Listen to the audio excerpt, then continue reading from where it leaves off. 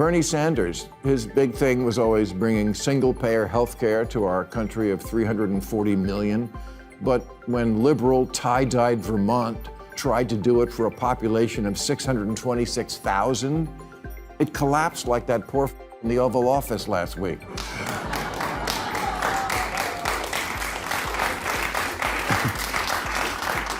Bernie, AOC, Mamdani are not Democrats. They'll be the first to tell you that. They're democratic socialists, and that's a very different thing, and I don't think people know that. Bill Maher has once again gone nuclear, this time unloading on AOC and the hard-left faction of the Democratic Party for what he believes is a reckless plunge into socialism. The response was immediate and furious. Maher has been sounding the alarm about Zohran Mamdani from the moment his mayoral bid in New York began. Now that Mamdani has actually secured the win, Maher is watching AOC enthusiastically embrace that momentum, and he's not hiding his outrage. What started as concern has turned into open confrontation.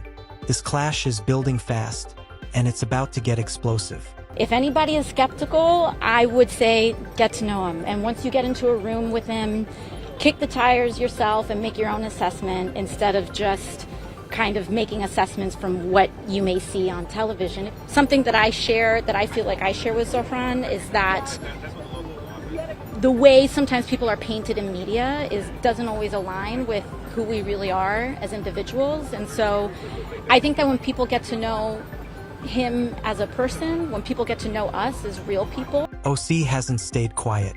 She's pushing back hard against critics like Maher, who argue that Mamdani's ultra-left agenda won't just damage New York, but could seriously undermine the Democratic Party's chances in 2028. Maher and others warn that elevating an openly socialist candidate is a political gamble that alienates moderates and hands opponents an easy line of attack.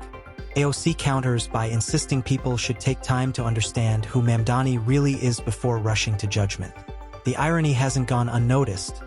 She rarely offered that same generosity to Donald Trump or conservative figures. Her sudden call for patience strikes many as selective rather than sincere, and that's exactly why her defense is raising eyebrows. Maher wasted no time responding. You know, the kids think that stuff that happened before their appearance on the planet didn't really happen, but it did. We've run this experiment many times, and the results are always obvious. Here's capitalist South Korea at night from space. Here's socialist North Korea. Yeah. In 1990, Venezuela was wealthier than Poland. But then Poland, finally free of Soviet-style economics, went all in on capitalism. And now their economy is as big as Japan. And people there have high wages, low inflation, cars, vacations, homes. Maher ramps up the pressure, sounding warning sirens with zero restraint.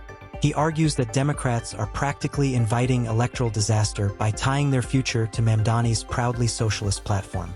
To him, this isn't bold leadership, it's self-inflicted political damage. By promoting candidates rooted in fringe ideology, Maher says Democrats are risking both their credibility and their connection with voters.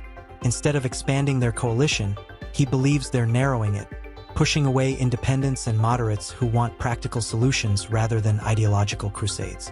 In Maher's view, the party is steering straight into a crisis of its own making and ignoring every chance to course correct. This election is taking place when we have a corrupt campaign finance system which allows billionaires in both political parties to select the candidates they want and to buy elections. Maher then turns his attention to a familiar contradiction, pointing to figures like Bernie Sanders who argue America would thrive under socialism while personally benefiting enormously from capitalism. Their careers, book deals, speaking fees, and public influence were all built within the system they now claim is fundamentally broken. Maher suggests that, privately, they understand their success wouldn't survive under the very policies they promote. Yet they continue advocating sweeping redistribution as if they'd somehow be immune to the consequences. That's the contradiction Maher highlights, preaching ideological purity from a position of comfort made possible only by capitalism. Turned one of Latin America's richest countries into one of its poorest. Low wages, high inflation, shortages, outages, 8 million people fleeing. If you think New York can somehow reinvent this wheel, you're in for a rude awakening. Shifting back to New York, Maher reminds AOC and city leaders that socialism isn't something you can repackage and relaunch like a new product. History is littered with nations and regions that tried similar experiments, only to collapse under economic reality. Maher argues New York won't suddenly become the rare exception to a long record of failure, no matter how aggressively the ideology is rebranded. AOC herself recently claimed New York represents the rule rather than the exception. Maher warns that if that's true, then the outcome is predictable, because when the rule is failed policy, the result isn't prosperity, it's decline. You can't make your wishes come true. You're thinking of Zoltar. Democratic socialism is like a dating profile. Things look great until you meet up in the real world. For example, Bernie Sanders, his big thing was always bringing single-payer health care to our country of 340 million. But when liberal, tie-dyed Vermont tried to do it for a population of 626,000, it collapsed like that poor in the Oval Office last week. Maher then zeroes in on Bernie Sanders once again, highlighting a socialist-style policy Sanders proudly implemented in Vermont that unraveled almost immediately. This, Maher argues, is the recurring pattern. On paper, these ideas sound elegant, moral, even inspiring. But once put into practice, costs spiral, inefficiencies emerge, and idealism crashes into economic reality. Maher emphasizes that the Vermont initiative didn't merely struggle. It collapsed publicly, demonstrating that good intentions can't substitute for sound governance. Socialist policies may promise fairness and equality, but Maher argues they often produce shortages, dysfunction, and financial strain when scaled. And Vermont, far from being hostile ground, had every advantage, yet the policy still failed. To Maher, that's the warning Democrats keep ignoring. Bernie Sanders, his big thing was always bringing single-payer health care to our country of 340 million. But when liberal, tie-dyed Vermont tried to do it for a population of 626,000, it collapsed like that poor in the Oval Office last week. Bernie, AOC, Mamdani are not Democrats. They'll be the first to tell you that. They're democratic socialists, and that's a very different thing, and I don't think people know that yet. Maher draws a sharp line between mainstream Democrats and figures like Bernie Sanders and AOC. He argues they aren't simply progressive, they are socialist Democrats, guided by an ideology far removed from what most voters consider reasonable or practical. What makes this especially striking, Maher notes, is that both owe their prominence to capitalism. Their influence, wealth, and national platforms thrive within the system they criticize. Maher readily admits capitalism is flawed, uneven, messy, and imperfect, but insists it still outperforms socialism, which historically leads to stagnation and decay.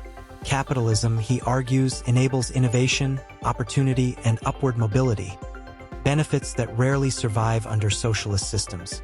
His point is blunt.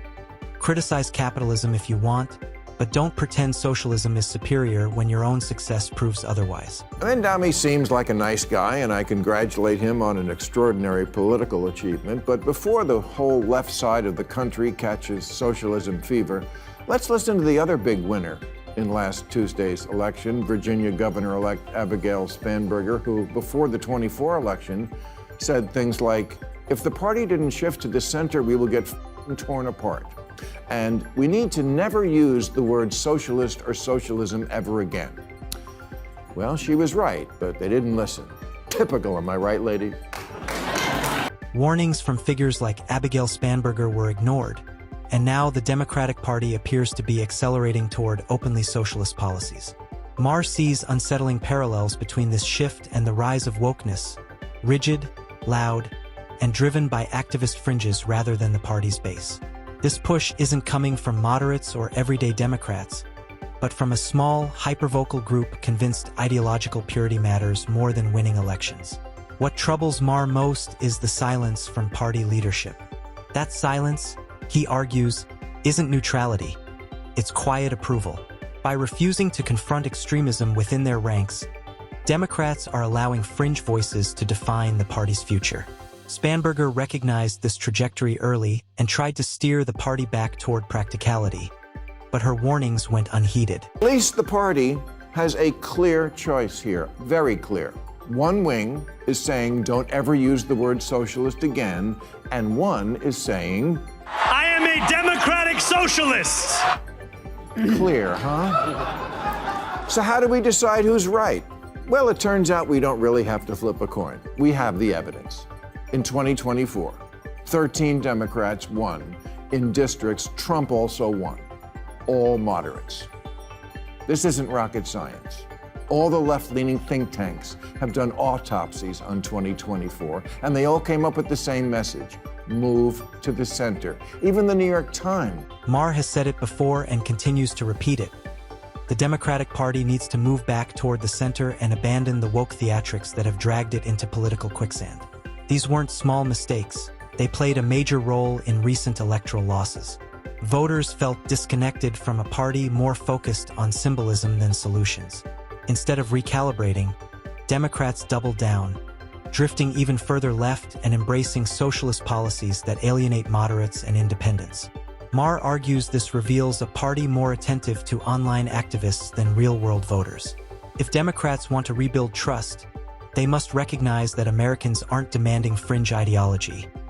They want competence, balance, and common sense. They're quiet quitting capitalism and texting socialism that they're down to. Thing is, socialism will f you. Because socialism, to put it simply, just doesn't work and has never worked. Like Kevin Federline. In the end, Maher's message is unmistakable. The Democratic Party is at a turning point, and the choices it makes now will shape its future. Embracing socialism and fringe ideologies isn't bold. It's reckless. Figures like AOC and Bernie Sanders may believe they're charting a new path, but their success depends on the capitalist system they criticize, exposing a deep disconnect between rhetoric and reality. Meanwhile, party leaders remain silent, allowing extremes to dominate while moderates drift away. History shows that socialist experiments often collapse under real-world pressure, and Maher's warnings are grounded in that reality. If Democrats hope to remain competitive, they must return to pragmatism, reclaim the center, and focus on solutions that resonate with everyday Americans, not ideological purity. That brings us to the end of today's video. If you enjoyed it, don't forget to like, subscribe, and stay tuned for more.